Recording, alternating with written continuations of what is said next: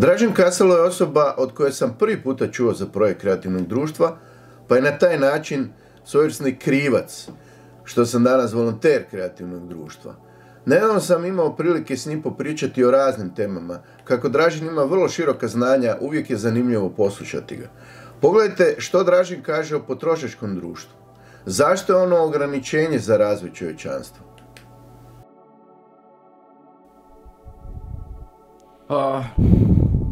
Pa zapravo je vrlo jednostavno. Mislim, potrošačko društvo je naslonjeno na neke ideološke termine koji su suprotni nekom ljudskom biću, ne znam kako bi nazvao.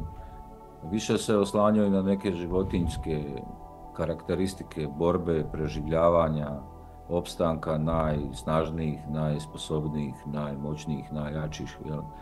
Uspjeh u potrošačkom društvu je kad postaneš alfa mužnjak ili alfa ženka.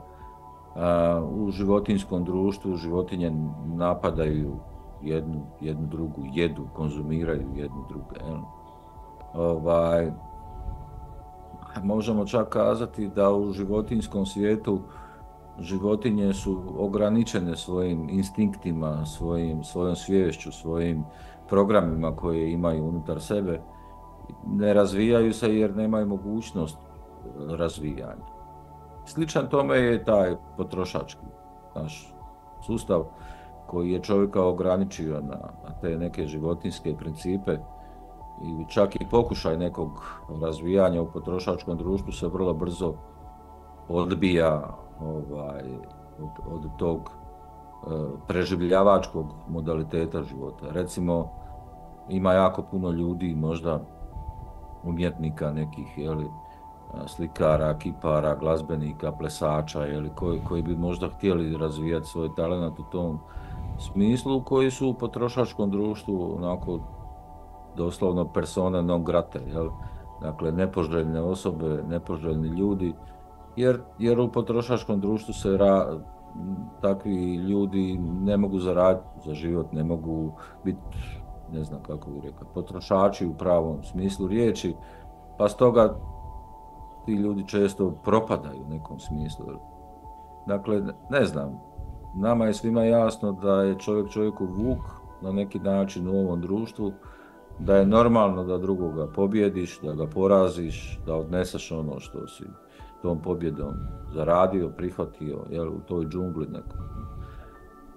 Tako da zapravo u tom društvu se na nikakav način ne potiče ni duhovnost, ni ljubav jednog čovjeka prema drugom, ni zajedništvo, ni tolerancija, ni ujedinjenje ljudi, nego uglavnom se potiču te razlike, jer razlike rade sukobe, a kad rade sukobe, onda taj neko ko želi vladati, vrlo lako vlada ljudima. Tako da potrošačko društvo ima milijardu mana, ima i nekih vrlina, daleko od toga da ne, ali to nije dostatno da bi se pokrilo ono sve što nam zapravo čini, ne znam, onako loše, što nas čini da nismo zadovoljni svojim životima, da nismo zadovoljni pravcem u kojeg idemo, da nikad nismo sigurni šta će biti sutra, da uvijek strepimo od nedostatka novca, gospodarske situacije, inflacije, kriza, ratova, bolesti, kuge,